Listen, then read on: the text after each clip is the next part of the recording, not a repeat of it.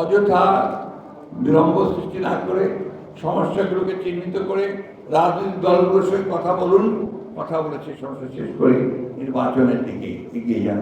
আমরা সবাই একটা বিষয়ে একমত হই যে আমাদের এই দেশকে, আমাদের এই রাষ্ট্রকে আমরা আবার ফ্যাসিবাদের হাতে ছেড়ে দেব না।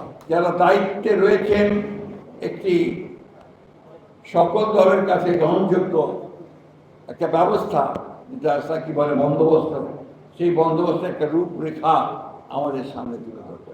যে কাল বিলম্ব না করে যত দেরি করছেন ততই কিন্তু পরিস্থিতি আরো গড়ে যাচ্ছে এবং সেই অভ্যুত্থানের বিরুদ্ধে যারা ছিল, বাংলাদেশের বিরুদ্ধে যারা রয়েছে, গণতন্ত্রের বিরুদ্ধে যারা রয়েছে, তারা আবার সংগঠিত হয়ে সেই গণতন্ত্রকে নস্যাৎ করবার জন্য কাজ শুরু করেছে। আমি শুধু একটা কথা বলতে চাই যে আমরা যে রাজনৈতিক দলগুলো আছি, আমরা প্রমাণ করেছি যে আমরা দেশকে ভালোবাসি। আমাদের শক্তি ক্ষুদ্র হোক বৃহৎ হোক, আমাদের যতটুকু শক্তি আমাদের আছে সেই শক্তি দিয়ে আমরা এই দেশকে কিন্তু ফ্যাসিবাদ মুক্ত করার জন্য চেষ্টা করেছি।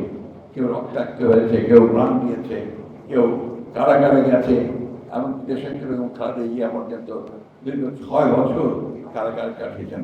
আমাদের তারেক রহমান সাহেব এখনো পর্যন্ত নির্বাচিত অবস্থায় আছে। আজকে এই দায়িত্বশীলতা যা এই আমরা দলগুলো, বিরোধী দলগুলো যা আমরা দেখিয়েছি, আমরা আশা করব যে সরকারের প্রতিটি পর্যায়ে যারা দায়িত্বে রয়েছেন একটি সকল দলের কাছে গ্রহণযোগ্য একটা ব্যবস্থা, যা কি বলে বন্দোবস্ত, সেই বন্দোবস্তের একটা রূপরেখা আমাদের সামনে তুলে ধরবে এবং সেই রূপরেখা নিয়ে আমরা একমত হয়ে জনগণের কাছে যাব। নির্বাচন হবে, সেই নির্বাচনের মধ্যে আমাদের যে কমিটমেন্ট বিএনপির পক্ষ থেকে, সে কমিটমেন্টে আমরা আবার সবাই মিলে একসাথে দেশকে নির্মাণ করার জন্য যে বিষয়গুলো আমরা কমিট করেছি, আমাদের 31 দফা, সেই 31 দফাকে বাস্তবায়িত করার জন্য আমরা কাজ করব। অনেকের কাছেই অনেকভাবেই একটা নেতিবাচক হতাশাবাচক কথা শুনতে চাই, কথা শুনতে পাচ্ছি।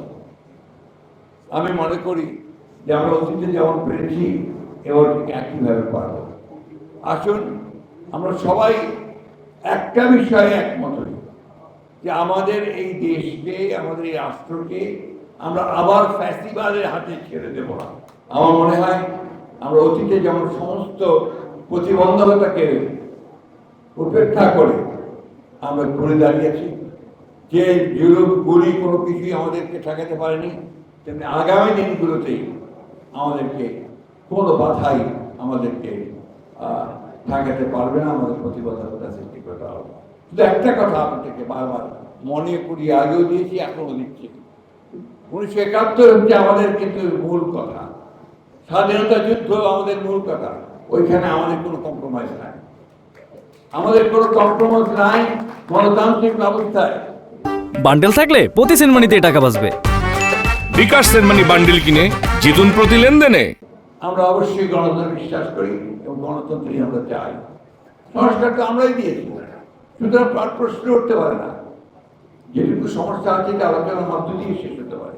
কারণ সরকারকে আহ্বান করবো, অযথা বিলম্ব সৃষ্টি না করে সমস্যাগুলোকে চিহ্নিত করে রাজনৈতিক দলগুলোর সঙ্গে কথা বলুন, কথা বলে সেই সমস্যা শেষ করে নির্বাচনের দিকে এগিয়ে যান। সেটাই বোধহয়